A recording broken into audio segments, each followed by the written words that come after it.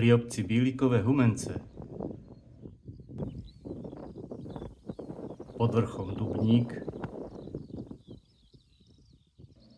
pramení záhorská rieka Rudava. Začína nenápadne, obyčajným jarkom v poli. A hoci sa v ňom po pár metroch ukazuje aj nejaká voda,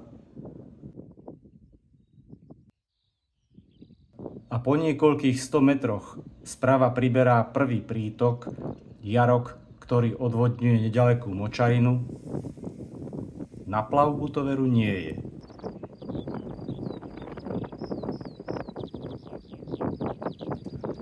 Rudava musí obtiecť kus záhoria, kým bude mať dostatok vody.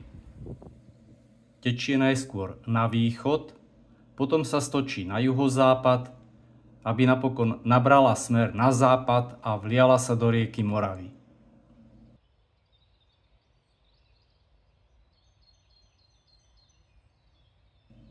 Väčšina toku je nesplavná a aj domáci boli prekvapení, keď som im povedal, že dnes som sa bol plaviť na Rudave. Vraj sa to nedá.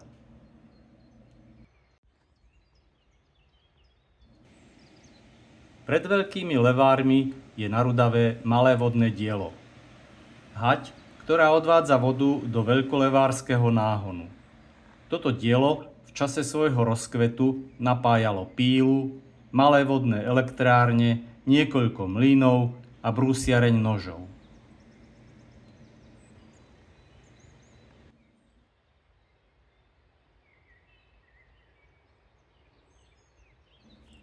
Pod Haťou na začiatku svojho toku je náhon vodnatý a láka nalodiť sa. Ďalej je však zarastený rákosím a voda v ňom stojí. Náhon tečie pod diaľnicu, za ktorou napája rybníky. Ďalej to s ním už tak dobre nevyzerá.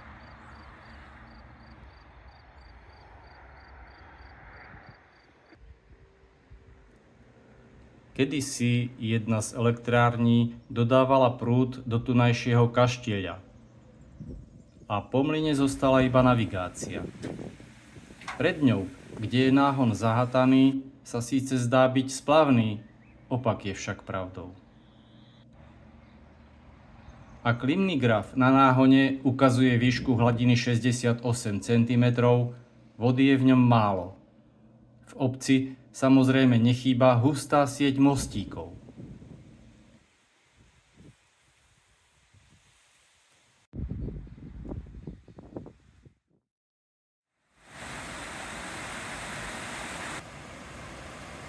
Zvyšnú vodu Hať prepúšťa doľava.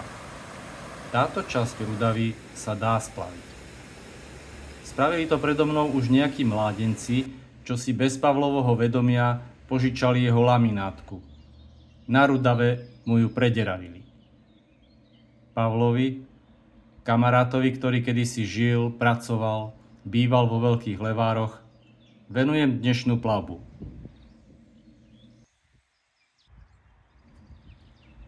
Pod Haťou je koryto neregulované a rieka neudržiavaná.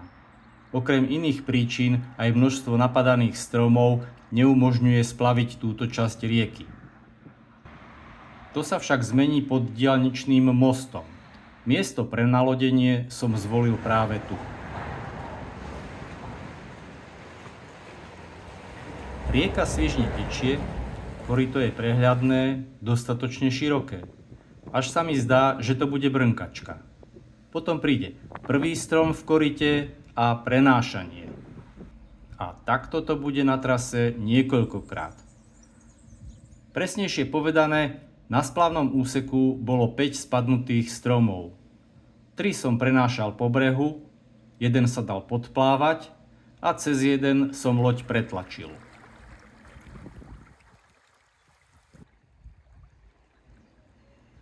Časť rieky medzi železničným a cestným mostom je revitalizovaná. Čo to znamená? Vodohospodári sa pokúsili vrátiť rieke jej pôvodný charakter. Vybagrovali jej meandre, upravili brehy. Takto by to malo vyzerať na všetkých riekach a potokoch. Pozor si treba dať len na to, že prúd silno zanáša na konkávny breh. Pri cestnom moste je limnigraf. V čase mojej plavby ukazoval 62 cm. Pri tomto vodnom stave je Rudava pre moju loď splavná. Ďalej je však tok rieky regulovaný. Rudava tečie v priamke, dosť rýchlo a pomáha mi aj silný vietor od chrbta.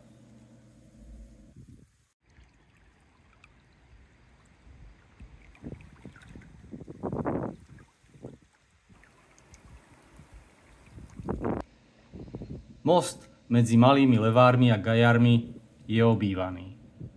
Medzi ľavým brehom a prvým pilierom si niekto z oboch strán zakryl svoju obývačku, aby mu do nej nefúkalo.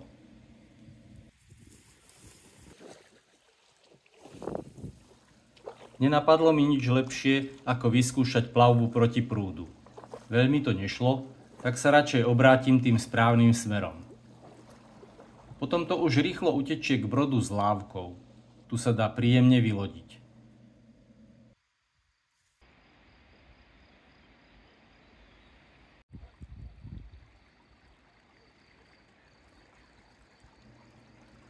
Aj ďalej ma čaká napriamený tok. Sprava Rudava priberá vodu Lakšárskeho potoka a kúsok poniže je most Starej Signálky.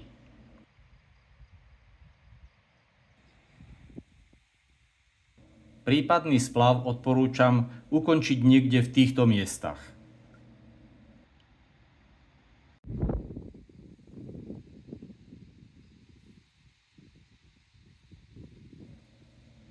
Plavba ďalej je len pre dobrodružné povahy. Asi som dobrodruh, lebo som pokračoval.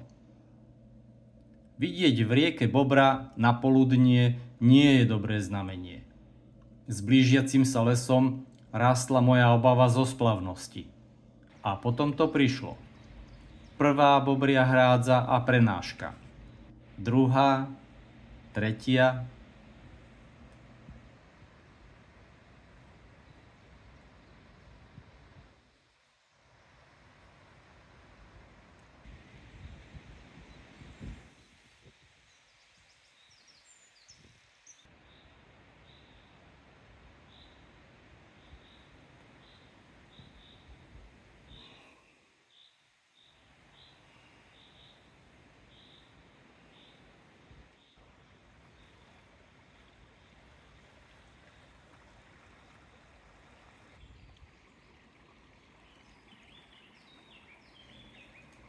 Viac som prenášal, ako sa plavil.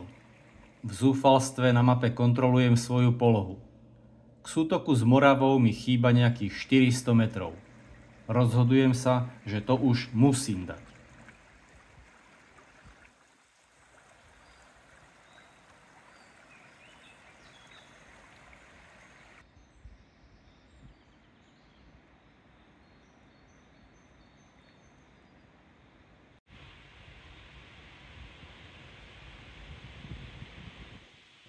Posledná bobria prekážka a otvorí sa mi výhľad na širokú rieku.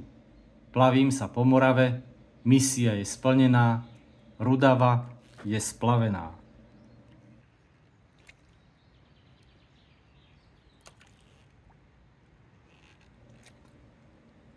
Čaká ma návrat do Veľkých Levár. Cestou prechádzam okolo štrkoviska, dnes rekreačného areálu, ktorý tiež nesie meno Rudava. Pred veľa rokmi ma sem Pavel vzal so svojou laminátkou. Chaty tu vtedy ešte nestáli a voda bola čistá. Aj mi napadlo opäť nafúknuť loď a zaspomínať si, ako sa pri plavbe Pavel tváril, ako keby nebol na záhorí, ale na druhej strane oceánu. Napokon loď zostala v batohu a ja som sa nechal od kamaráta z Levár zlákať pozvaním na grillované špeciality.